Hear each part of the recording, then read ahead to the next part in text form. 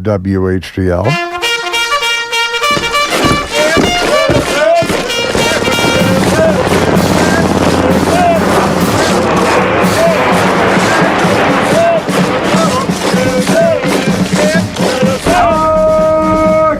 Listen up, you filthy maggots! It's time for the Veterans Connection on WHTL. Sir, yes, sir. I can't hear you. Sir, yes, sir. Attention! You serve your country.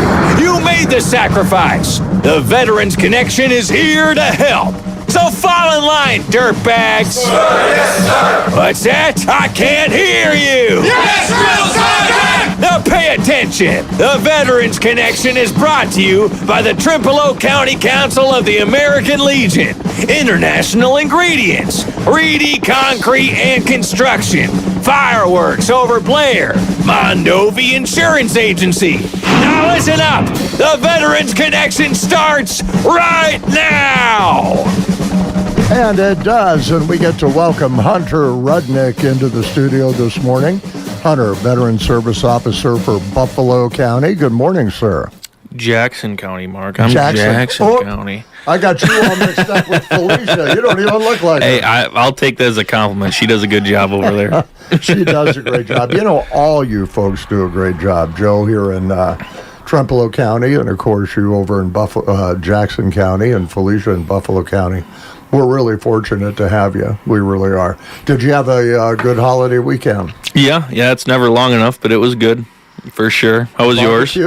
Oh yeah, we did some barbecuing and had a couple adult beverages. You know, that's the classic for Memorial Day. Absolutely.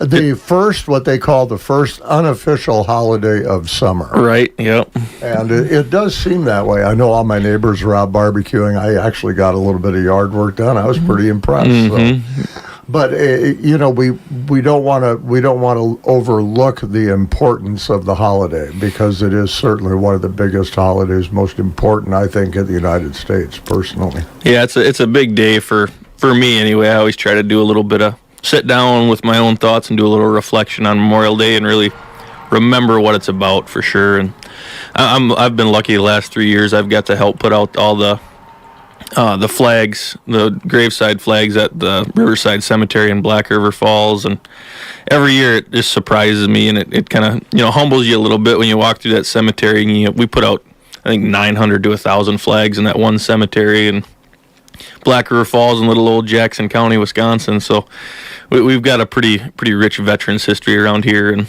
I hope people remember that at least on Memorial Day. I hope so too. The people who gave the last full measure of devotion so that we could live the way we live, and without them, they are the true heroes. And we certainly remember every single one of them very fondly. Mm-hmm. Absolutely. What's happening with the VA? Well, I wanted to go over something today. I'm sure I'm not the only one that's been in here talking about like filing a claim and how to file a claim. Sure. I wanted to kind of go through the process of when somebody walks through my door, a veteran walks through my door in my office, kind of what happens, so people can be prepared and kind of know what's going to go down if you do come see one of the veteran service officers, and then kind of what happens after we hit send on those forms up to the VA. It's a kind of an interesting process, unlike really any other process that's out there. So just to get people prepared to come into the offices and kind of have some sort of idea what's going on when they do. So first things first, what does a claim process look like when somebody walks through my door?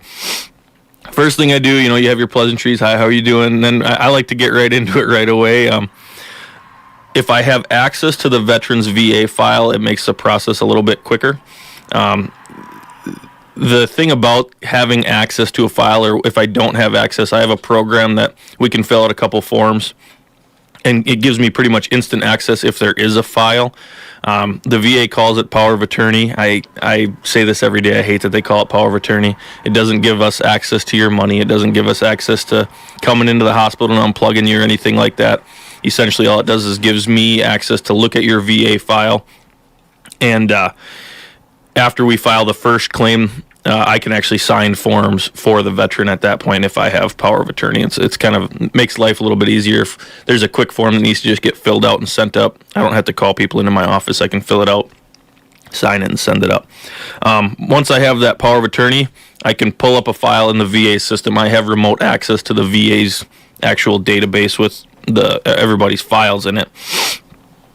Once I get in there, first thing I do is I scroll through and I pull up every service treatment record that veteran has.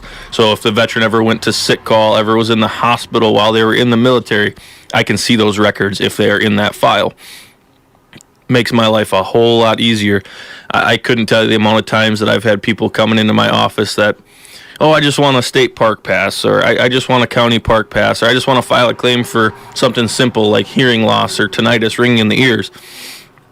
And I start digging through those service treatment records, and they've never filed a claim before, and, oh, I never went to sick call. There's not going to be much in there. I hear it all the time.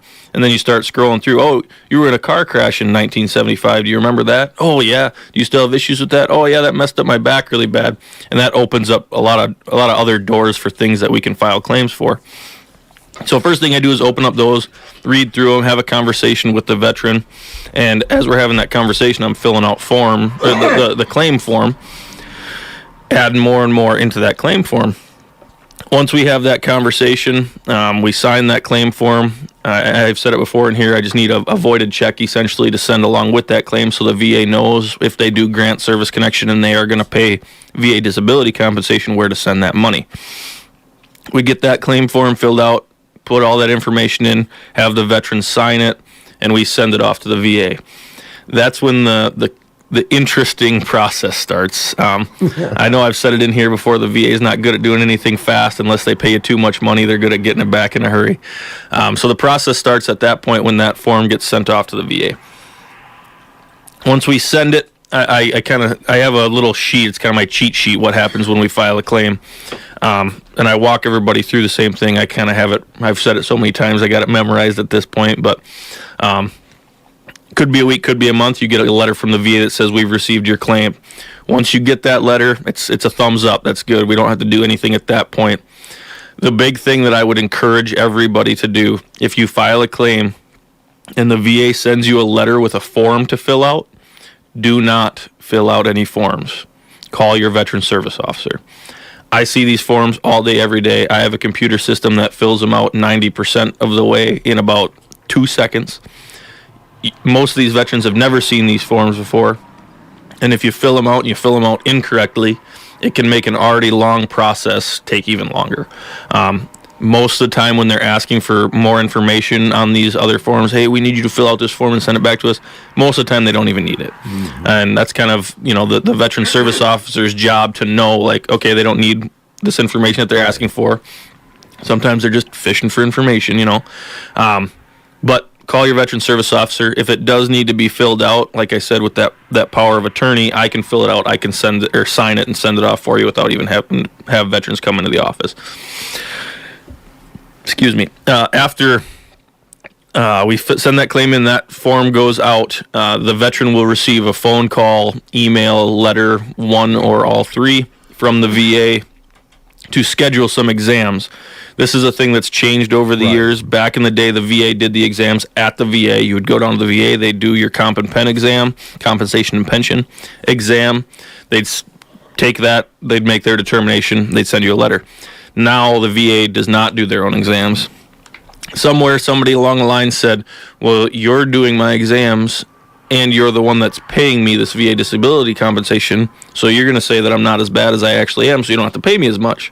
So the VA said, okay, hands off, we're going to hire a couple of third-party companies to do these exams for us, so the conflict of interest is gone.